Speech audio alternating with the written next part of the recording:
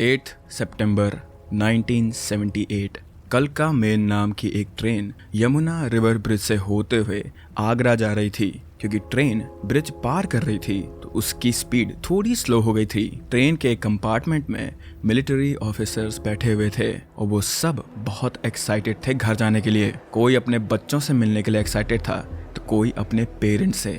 वो सभी एक दूसरे से बात कर रहे थे कि घर जाकर वो सब क्या क्या करेंगे। कोई न्यूज़पेपर पढ़ रहे थे, कोई सॉन्ग सुन रहे थे। लेकिन तभी उनके कंपार्टमेंट में दो लोग चढ़े। दोनों दुबले पतले, कपड़े थोड़े मैले, बाल बिखरे हुए और हाथों में दोनों के एक एक बैग था। क्योंकि ये मिलिट्री कंपार्टमेंट था तो उन दोनों को कहा गया कि वो कंपार्टमेंट से उतर जाएं। बट उन दोनों का ये कहना था कि वो भी मिलिट्री ऑफिसर्स ही थे।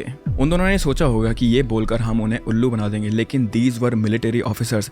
उन्हें इतनी आसानी से बेवकूफ़ बनाना इज नॉट पॉसिबल। ऑफिसर्स को ये चीज़ पता चल गई थी कि यहाँ पर कुछ तो फिशी है और उन्होंने उन घुसपैठियों को पकड़ लिया था। एंड इन फुल फिल्मी स्टाइल उन्होंने उन दोनों को ही रस्सी से बांधा ताकि वो कहीं भाग ना पाए। Every officer gathered around them at this point. सभी को लग रहा था कि ये दोनों चोर हैं और गलती से मिलिट्री कंपार्टमेंट में चढ़ गए हैं। But what they did not realise is कि उन्होंने जिन दो कैदियों को कैद किया था वो दिल्ली के दो मोस्ट वांटेड क्रिमिनल्स थे, द इन्फेमस रंगा एंड बिल्ला। देश की राजधानी दिल्ली की ये वो कहानी है जिसने तब के प्रधानमंत्री रहे मोरारजी देसाई की सरकार को हिला कर रख दिया था। रंगा खुश और ये बिल्ला। आखिर इन दोनों ने ऐसा कौन सा अपराध किया था कि पूरा देश उन्हीं के फंदे पर लटकते हुए देखना चाहता था। 26 अगस्त 1978 दिल्ली में इंडिया के बाकी शहरों की तरह ढेर सारी बारिश हो रही थी। उस समय सिटी में अलर्ट जारी कर दिया गया था और सभी लोगों को अपने घरों में रहने की एडवाइस दी गई थी। बाकी परिवारों के साथ दिल्ली के धौला कुआं के ऑफिसर्स एनक्लेव में रहने वाले कैप्टन मोहन और राम चोपड़ा का परिवार भी अपने घर में ही था। वैसे तो उनका प्लान यही था कि वो आज घर पर ही रहेंगे, लेकिन उस रात उनके दोनों बच्चे ऑल इंडिया रेडियो के युवा वाणी प्रोग्राम में पार्टिसिपेट करने वाले थे और उनके दोनों बच्चों ने ये चीज डिसाइड करी थी कि वो अकेले खुद से रेडियो स्टेशन जाएंगे। वैसे भी प्रोग्राम 7 बजे का था और कैप्टन मोहन को ये चीज पता थी कि उनके दोनों बच्चे रिस्पॉन्सिबल है, तो उन्होंने इस चीज के लिए इसीलिए हाँ कर दिया था। एंड मोर ओवर वो अपने बच्चों की एक्साइटमेंट को खराब नहीं करना चाह रहे थे उस मोमेंट पर। So he agreed to let them go by themselves. लेकिन आखिरकार वो एक फादर थे, एक पिता थे, तो एक पिता होने के नाते they are always concern and they are always over protective over their kids. तो इसीलिए उन्होंने अपने बच्चों के पास एक शर्त रखी कि प्रोग्राम खत्म होने के बाद वो खुद उन्हें लेने आएंगे। तो ये बात सुनने के बाद कैप्टन मोहन के दोनों बच्चे गीता और संजय इस चीज के लिए मान गए थे। गीता चोपड़ा 16 साल की थी और जीसस एंड मैरी कॉलेज में 2nd ईयर की स्टूडेंट थी और उसका छोटा भाई संजय चोपड़ा मॉडर्न स्कूल में 10th क्लास में पढ़ता था। सो या गीता और संजय इतने बड़े तो थे ही कि वो अकेले से थोड़ी दूरी पर ट्रैवल कर सकते थे, वो भी अराउंड 5 से 6 बजे के बीच में। तो उनके प्लान के अकॉर्डिंग गीता और संजय घर से 6 बजे के आसपास निकले ताकि वो टाइम से रेडियो ऑफिस शाम को पहुंच जाएं। एंड उनका प्रोग्राम 8 से 8:30 तक खत्म होने वाला था। तो 9 बजे उनके पापा मोहन उन्हें रेडियो ऑफिस के बाहर पिक करने आएंगे। Plan was sorted and accordingly 6:15 को दोनों भाई बहन तैयार होकर अपने पेरेंट्स को बाय बोलकर बड़े ही एक्साइटेडली घर से रेडियो ऑफिस के लिए निकल गए। अब क्योंकि उस रात बारिश हो रही थी and the distance between their house and radio station was 7 kilometres, तो इतना चल के जा पाना वहां पे वो भी इतनी बारिश में वॉज नॉट फीजिबल। तो वो लोग पहले अपने घर से पैदल निकले, लेकिन फिर उन दोनों ने सोचा कि क्यों ना हम लिफ्ट मांग लेते हैं। Now this was 1978। अभी के हिसाब से अगर हम कंपेयर करें तो उस समय दिल्ली बहुत ज्यादा सेफर था। एंड सिर्फ दिल्ली ही नहीं, 1978 में पूरी इंडिया में ही क्राइम रेट्स काफी ज्यादा कम थे। तो लोग एक दूसरे पे भरोसा करते थे, इसीलिए उन्हें डर नहीं लगा उस टाइम पे लिफ्ट मांगते हुए। गीता एंड संजय ने एक आदमी से लिफ्ट मांगी and he drop them at goal duck खाना, जो रेडियो ऑफिस से बस 10 से 15 मिनट की वॉकिंग डिस्टेंस पर था। वो दोनों जितना रेडियो ऑफिस के पास जा रहे थे उतनी ही उनकी हार्ट बीट तेज होती जा रही थी because of nervousness and excitement. ना उधर चोपड़ा परिवार अपने घर में रेडियो ट्यून इन करके बैठे हुए थे अपने बच्चों की आवाज सुनने के लिए। कान रेडियो पर लगाए दोनों घर वालों के चेहरे पर स्माइल थी, लेकिन तब 7:30 बज गए थे, 8 बज गए लेकिन रेडियो पर उन्हें न गीता की और ना ही संजय की आवाज़ सुनाई दी। उन्होंने सोचा कि मे भी उन्होंने गलत स्टेशन ट्यून इन कर दिया होगा, या फिर शायद बच्चे रेडियो ऑफिस लेट पहुंचे होंगे, जिसकी वजह से उन्हें रिप्लेस कर दिया होगा उस प्रोग्राम से। ना उन्हें थोड़ा सा बुरा तो लगा था कि वो अपने बच्चों की आवाज़ नहीं सुन पाए, लेकिन इस बारे में ज़्यादा ना सोचते हुए कैप्टन मोहन अपने प्लान के अकॉर्डिंग 8:45 पर अपने घर से निकले अपने बच्चों को पिक करने के लिए। लेकिन जब वो ऑफिस के गेट पे रेडियो ऑफिस के गेट के बाहर पहुंचे तो उन्हें उनके बच्चे वहां नहीं मिले। बहुत ज़्यादा रात हो गई थी उस समय पे, तो उन्होंने ये सोचा कि शायद से इसीलिए मेरे बच्चे गेट के बाहर पे नहीं खड़े हैं और वो अंदर मेरा वेट कर रहे होंगे। सो इसीलिए कैप्टन मोहन जी उस रेडियो स्टेशन के अंदर गए और उन्होंने वहाँ पे डेस्क पे जाके अपने बच्चों के बारे में पूछा। मैं गीता और संजय को ढूंढ रहा हूँ, सॉरी पर रजिस्ट्रेशन बुक में इन दोनों नाम के कोई भी एंट्रीज नहीं है, प्लीज़ आप बाहर एक बारी चेक करिए।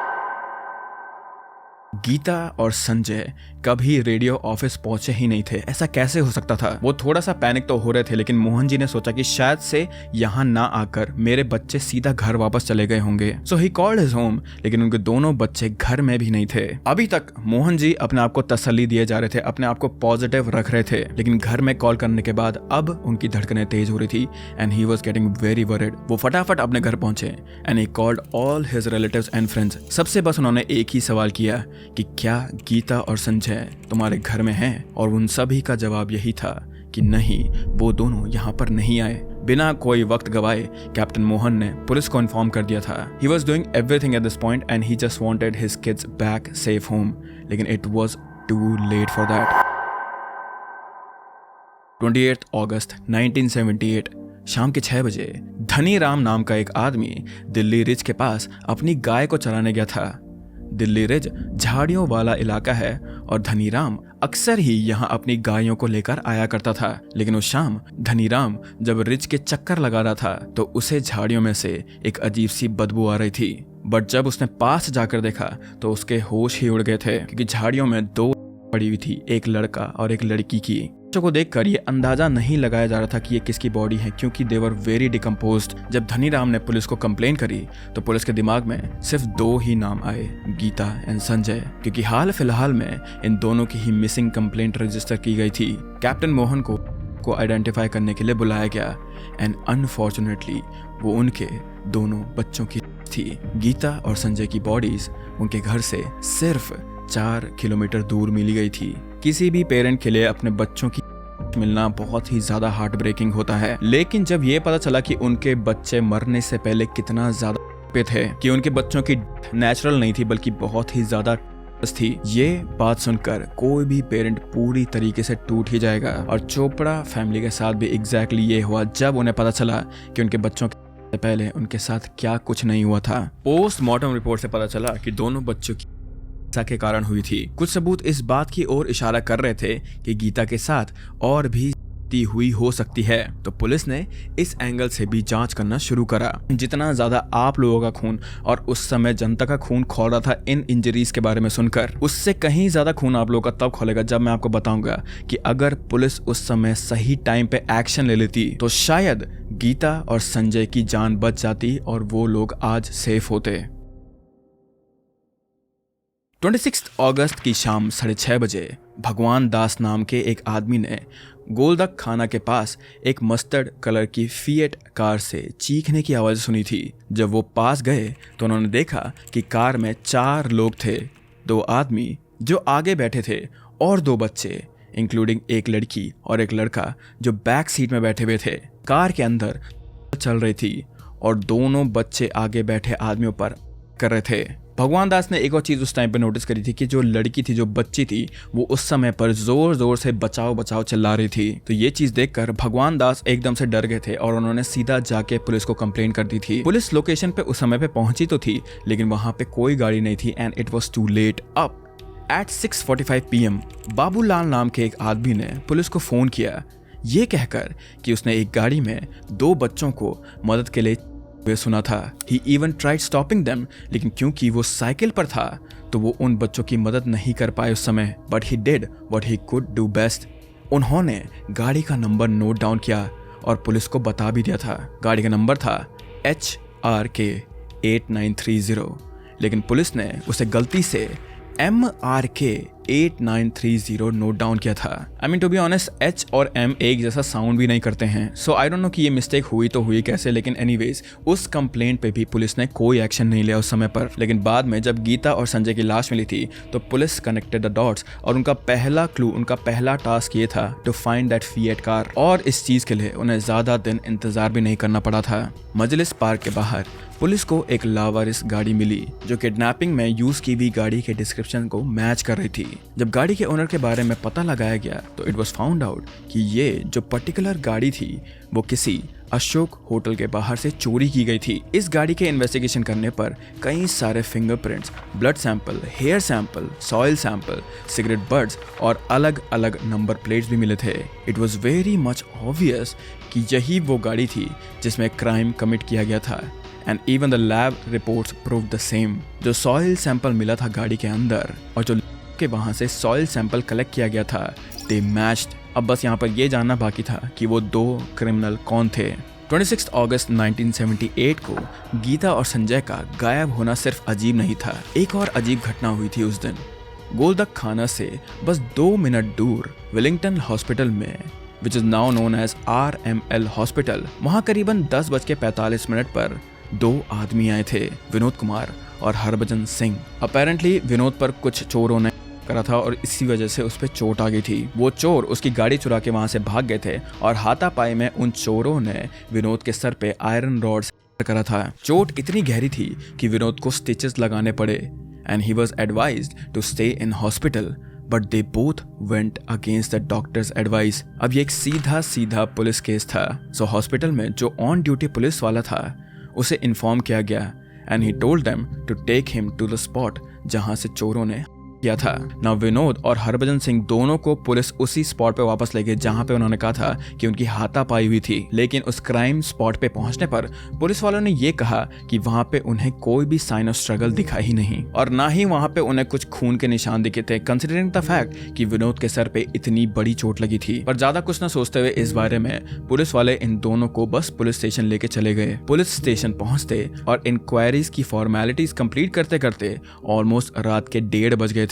ना पुलिस उस टाइम पे विनोद और हरभजन पे इतना ज्यादा डाउट नहीं कर रहे थे, लेकिन विनोद और हरभजन पुलिस स्टेशन में काफी ज्यादा रेस्टलेस दिख रहे थे। इट सीम लाइक कि जितना जल्दी हो सकता था उन दोनों को वहां से पुलिस स्टेशन से बाहर निकलना था। And according to police it looked like that they were hiding something from them. उन्होंने पुलिस वालों से कहा कि हम लोग अगले दिन वापस आ जाएंगे यहीं पुलिस स्टेशन में इंक्वायरी के लिए, प्लीज अभी हमें जाने दो, और पुलिस वालों ने उन्हें जाने भी दिया। लेकिन अगले दिन वो दोनों कभी वापस आए ही नहीं। पुलिस को लगा कि दाल में कुछ तो काला है, so police went to the address that was provided by them and yes, you guessed it, दोनों के एड्रेस गलत ही थे। इन दोनों आदमियों पर पुलिस को ऑलरेडी शक तो था ही, और शक यकीन में बदल गया जब उन्हें ये पता चला कि इन दोनों के डिस्क्रिप्शंस उन विटनेसेस के डिस्क्रिप्शन से मैच करते हैं जिन्होंने गीता और संजय को स्ट्रगल करते देखा था। Now police could finally put face to the killers। अब बस उन्हें पकड़ना बाकी रह गया था। पुलिस ने इन दोनों को ढूंढने में उस समय पर बहुत ही ज्यादा जान लगाती थी, चाहे वो फिर अपने करीबियों से, अपने खबरियों से जानकारी निकालना हो या फिर न्यूज़पेपर में इनकी फोटो छपवाना हो। लेकिन तब बहुत ही ज्यादा केओस हो गया था। एक तो दिल्ली में इस लेवल का क्राइम कभी कमिट ही नहीं किया गया था, और दूसरी ओर पुलिस को सिर्फ दिल्ली के लोगों से प्रेशर नहीं था, बल्कि उस टाइम के इंडिया के प्राइम मिनिस्टर श्री मोरारजी देसाई जी भी इस केस को बहुत क्लोजली फॉलो कर रहे थे। So the pressure was real. Police were trying everything, लेकिन उन दोनों का कुछ भी पता नहीं चल रहा था अंटिल वन डे सितंबर 8, 1978 की रात 2 लोग कलका मेल नाम की ट्रेन के कंपार्टमेंट में चढ़े। वो जिस कंपार्टमेंट में चढ़े थे वो मिलिट्री कंपार्टमेंट था। उन दोनों पर आर्मी ऑफिसर्स को डाउट हुआ और उनसे उनका ID कार्ड मांगा गया। ऑफिसर्स को वहां पर कुछ तो फिशी लग रहा था, इसीलिए उन दोनों को पकड़कर रस्सी से बांध दिया गया था ताकि वो अगेन भाग ना पाए। अभी तक आर्मी ऑफिसर्स को लग रहा था कि वो दोनों चोर ही हैं और गलती से सिविलियंस की जगह मिलिट्री कंपार्टमेंट में चढ़ गए होंगे। लेकिन जब ऑफिसर्स में से एक ने न्यूज़पेपर में प्रिंट हुए मोस्ट वांटेड क्रिमिनल्स की फोटो को देखा, तब उन्हें पता चल गया था कि उन्होंने इनफैक्ट दिल्ली के 2 मोस्ट वांटेड क्रिमिनल्स को पकड़ा था, रंगा और बिल्ला। लेकिन आखिर रंगा और बिल्ला थे कौन?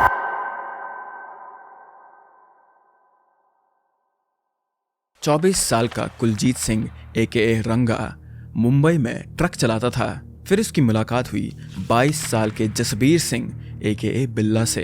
बिल्ला पहले से ही क्राइम्स में इन्वॉल्व था, चाहे वो चोरी करना हो, किसी को धमकाना हो या किसी पावरफुल इंसान के लिए कुछ इलीगल काम करना हो, वो सब कुछ करता था just to pass by. So as I said कि रंगा पहले इन कामों में इन्वॉल्व नहीं था, लेकिन जैसे ही रंगा की मुलाकात बिल्ला से हुई, वो भी इन कामों में अब उसका हाथ बटाने लगा था। और अब ये दोनों साथ में ही ये सारे के सारे काम किया करते थे। ये दोनों मुंबई से फरार होकर दिल्ली आए थे, लेकिन इंसान की फितरत कभी बदलती नहीं है।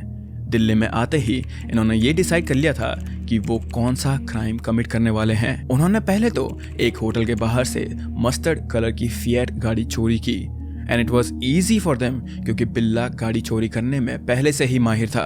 फिर उन्होंने गाड़ी का नंबर प्लेट चेंज करा और निकल गए अपने विक्टिम्स को ढूंढने। उनका प्लान था कि जो भी इंसान उन्हें पहले देखेगा वो उसे कर लेंगे और उनके घर वालों से रैंसम मांगेंगे।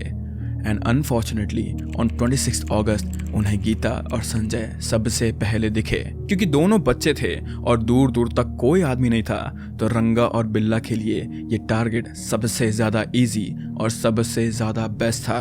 उन दोनों ने उन दोनों बच्चों को लिफ्ट देने के बहाने कहा कि तुम गाड़ी में बैठ जाओ। उन दोनों के गाड़ी में बैठने से पहले बिल्ला ने गाड़ी के हैंडल्स अंदर से लूज कर दिए थे, ताकि जब बच्चे गाड़ी के अंदर बैठ जाएंगे तो वो उन हैंडल्स को बाहर निकाल देंगे। That way Geeta and Sanjay they won't have any way to get out of the car. Geeta और संजय उन दोनों से इंग्लिश में बात कर रहे थे और काफी ज्यादा वेल ड्रेस भी थे वो लोग, और वो काफी ज्यादा अच्छे घराने के भी लग रहे थे। तो इन दोनों को लगा होगा कि करने के बाद वो उनके घर वालों से अच्छे खासे पैसे मांगेंगे। जैसे ही बिल्ला ने पैसेंजर सीट से हैंडल खींच कर निकाला, Geeta and Sanjay knew something was off. वो उनसे पूछने लगे कि तुम हमें कहां लेके जा रहे हो, और राइट आंसर ना मिलने पर इन चारों के बीच में पाई शुरू हो गई थी, which was seen by 2 witnesses. All this while, रंगा जो है वो बार बार बिल्ला से कह रहा था to let the kids go, but बिल्ला अपना मन बना चुका था। He wanted the money anyhow. उन्होंने बुद्धा जयंती पार्क के पास गाड़ी पार्क की। अब तक दोनों बच्चे शांत हो चुके थे। मे बी दे थॉट ज्यादा शोर शराबा करने से शायद किडनैपर्स उन्हें कुछ एक्सट्रीम ना करें, एंड मे बी कोऑपरेट करना is the only way they can let them go. Now at this park बिल्ला ने संजय को आइसक्रीम खिलाई ताकि वो उनके साथ कोऑपरेट करे। थोड़ी बातचीत करी और बातों बातों में रंगा और बिल्ला को पता चला कि गीता और संजय के फादर एक नेवी ऑफिसर हैं। नाउ ये नेवी ऑफिसर वर्ड सुनते ही they both got scared, specially Ranga. उसका अपनी स्टेटमेंट्स में ये कहना था कि क्योंकि इन बच्चों के फादर एक नेवी ऑफिसर थे तो इन बच्चों करना वॉज नॉट वर्थ इट, क्योंकि शायद से उनके पास ज्यादा पैसा नहीं होगा। लेकिन Billa he was still adamant. Geeta और संजय को बहलाने के लिए बिल्ला ने उनसे कहा कि दे विल लेट देम गो, लेकिन उसके लिए गीता को उनका एक काम करना होगा। ही टोल्ड हर कि उसे रास्ते में आती हुई एक गाड़ी को रोकना होगा and they have to help them rob that car. और इस पॉइंट पर गीता को बस घर वापस जाना था, इस सिचुएशन से बाहर निकलना था, तो उसने इस काम के लिए हाँ बोल दिया था। पर जो चीज गीता को या फिर संजय दोनों को इस टाइम पे नहीं पता थी कि वो कभी भी उन दोनों को जाने नहीं देने वाले थे वहां से, एंड इन दोनों के दिमाग में कुछ और ही प्लान था। नाउ बुद्धा पार्क से आगे जाकर एक सुनसान सड़क में इन दोनों ने गाड़ी रोकी। यहाँ तक तो एवरीथिंग इज क्लियर, लेकिन इसके बाद बहुत ज्यादा कंफ्यूजन है इस केस में। यू सी, ये जो कुछ भी हमें पता है इट्स बेस्ड ऑन रंगा एंड बिल्लास कन्फेशन स्टेटमेंट। यहाँ तक दोनों के कन्फेशन काफी हद तक सेम है, लेकिन इसके आगे दोनों के कन्फेशंस में मेन क्रिमिनल कौन है वो चेंज हो जाता है।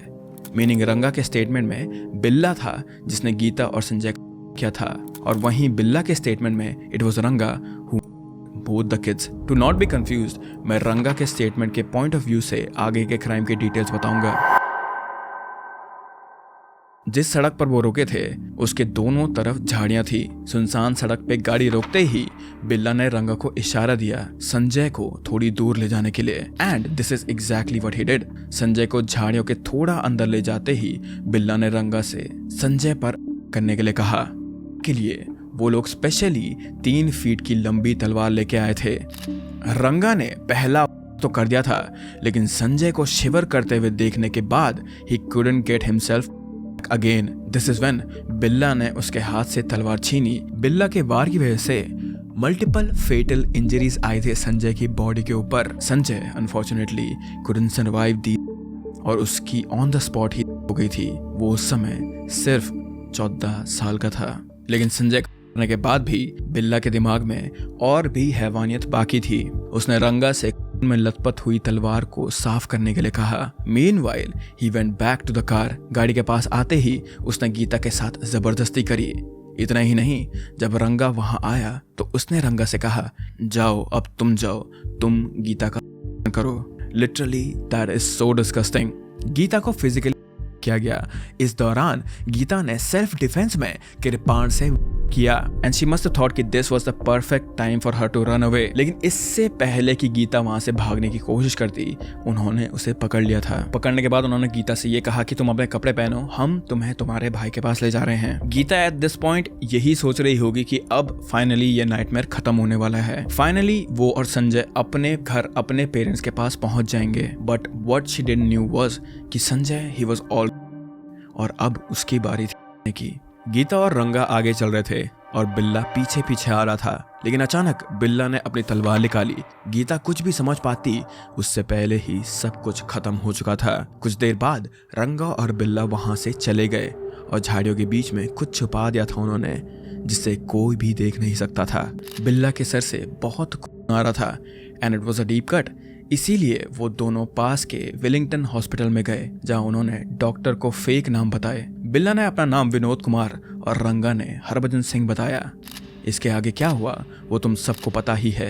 जैसा कि मैंने पहले बताया था, गीता के पर्सनल बिलोंगिंग्स में से कुछ आइटम्स मिसिंग थे, जिनके बारे में रंगा ने बाद में स्टेटमेंट दिया था। नाउ दोनों कल्प्रिट पकड़े गए थे। उनके पास, पुलिस वालों के पास, इन दोनों के ही स्टेटमेंट भी थे।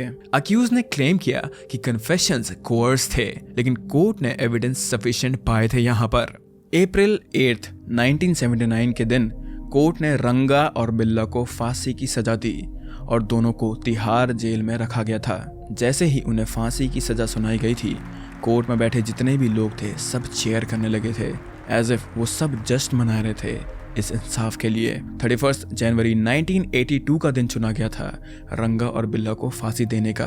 फांसी के 2 घंटे पहले तक बिल्ला घबराया हुआ था और रो रहा था, जबकि रंगा he was acting all cool. लेकिन जैसे जैसे फांसी का वक्त नजदीक आता गया था, there was nervousness that could be seen on his face. फांसी लगने के कुछ मिनट पहले रंगा ने बिल्ला से ये कहा कि अगर वो आज यहाँ इस हालत में है तो सिर्फ और सिर्फ बिल्ला की वजह से है। Now what is odd here is कि लगने के 2 घंटे बाद तक रंगा की सांसें चल रही थी। एग्जीक्यूशन प्रोसीजर में टेक्निकल डिफिकल्टीज आई थी बहुत ज्यादा और रंगा को कंफर्म करने में एडिशनल टाइम लगा था। Now honestly I don't know what to say. जितना ज्यादा मैं इस केस के बारे में पढ़ता जा रहा था, उतना ज्यादा ही मुझे और गुस्सा आ रहा था। This is one of the worst crime that has ever occurred in Delhi and you would think कि इस केस से सीख लेकर लॉज में और लीगल सिस्टम में कुछ चेंजेस आए हुए होंगे। लेकिन the people of Delhi they were again disappointed जब एक सिमिलर क्राइम 2012 में दिल्ली में हुआ था, द निर्भया केस, जिसने दिल्ली के लोगों के दिलों में खौफ पैदा कर दिया था। Now I have cut public outrage from this case, क्योंकि मुझे लगता है कि हमारा मेन फोकस गीता, संजय और इन दोनों पर होना चाहिए था। पर इसी के साथ रंगा और बिल्ला का केस अभी यहीं पे समाप्त होता है। And with that I hope that you guys are happy, I hope that you guys are healthy. Please keep your loved ones very close to you guys and I will see you very very soon. Bye bye.